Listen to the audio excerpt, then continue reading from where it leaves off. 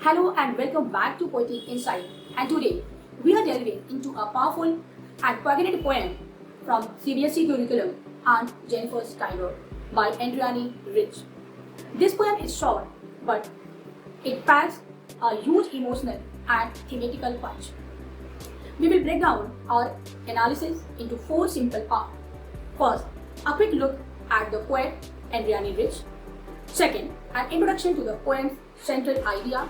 Third, a detailed line-by-line explanation. And finally, we will uncover the poetic devices that make this poem so memorable. So, let's get started. Introduction to the poem.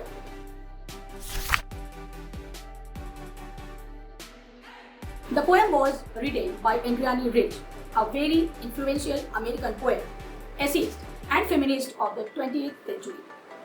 It is really important to know a little about her to understand this poem.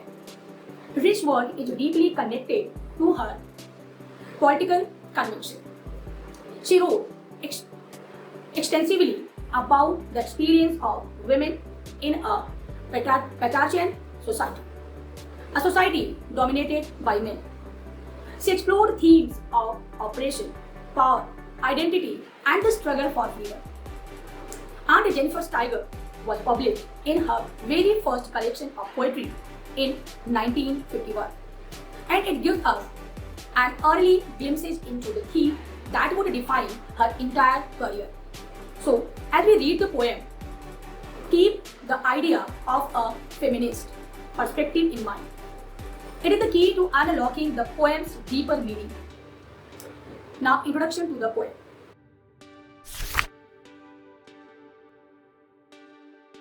So, what is Aunt Jennifer's Tiger all about? On the surface, it is a simple poem about an elderly woman whom the speaker calls Aunt Jennifer, who is embodying a piece of cloth. She is creating a vibrant image of tiger, prancing fearlessly. But beneath this surface lies a stark and a tragic contrast.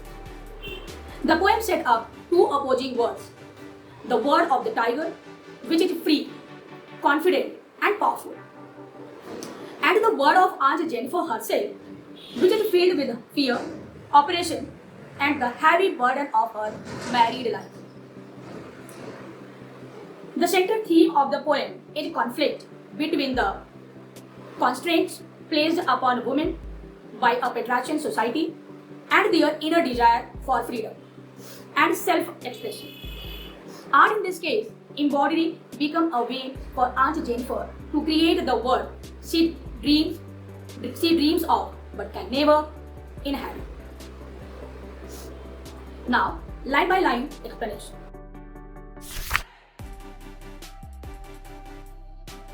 Alright, let's break this poem down stanza by stanza. So, look at the first stanza. Aunt Jennifer's tiger prance across a screen, bright to pass, a denizen of a word of need. They do not fear the men beneath the tree. They pace in sleep, chivalric certainly. In these first four lines, we are introduced to the tiger's Aunt Jennifer is creating on a screen, which is the fabric panel she is working on. The word prance suggests energy, confidence, and joy. These tigers are described as bright topaz denizen, meaning they are inhabitants like citizens of a vibrant green world. Topaz is a bright yellow gemstone which gives us a powerful visual image of their color and brilliance. The most important part of this stanza is the contrast. The tiger do not fear the men beneath the tree. This is a direct challenge to the patriarchal world. Like Aunt Jennifer, her creations are fearless. They move with sleek chivalry, certainty, a phrase that suggests grace, honor, confidence, and majesty. These are qualities that Aunt Jennifer herself clearly lacks. Now, look at the stanza 2. Now the focus shifts from the art of the artist and Jennifer's fingers fluttering through her wool. Find even the ivory needle hard to pull. The massive weight of Uncle's wedding band sits heavily upon Aunt Jennifer's hand. Look at the word choice here. Her fingers are fluttering. This is the opposite of the confidence prancing of the tiger. It suggests nervousness, weakness, and frailty. The creative act, which should be a source of joy, is physically difficult for her. And why? The next two lines give us the answer. The massive weight of Uncle's wedding band sits heavily upon Aunt Jennifer's hand. This is the core symbol of the poem. The wedding ring or band is not a symbol of love here. It is a symbol of oppression. It is a massive weight, is both literal and metaphorical. It represents the burden of her marriage, the responsibilities, the loss of her identity, and her husband, the uncle. This weight has crushed her spirit and made her physically weak. Now, look at the stanza 3. The final stanza takes us into the future, even beyond Aunt Jennifer's life. When Aunt is dead, her terrified band will lie. Still, ring with ordeals she was mastered by. The tigers in the panel that she made will go on prancing, proud and unafraid. This is a truly heartbreaking conclusion. The poet tells us that even in death, Aunt Jennifer will not be free. Her hands will still be terrified, showing the lifelong trauma she has endured.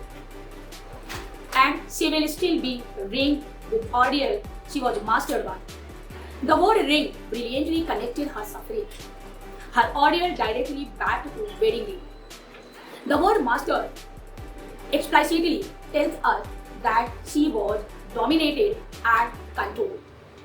But in the final two lines, there is a glimmer of hope, not for the aunt, but for her art. The tiger she created will go on prancing, proud and unafraid. Her art will outline her, while she lived a life of fear and died in it. Her creative spirit, embodied by the tiger, is immortal. It will carry the legacy of the freedom and courage she could only dream of. Now, poetic devices of the poem.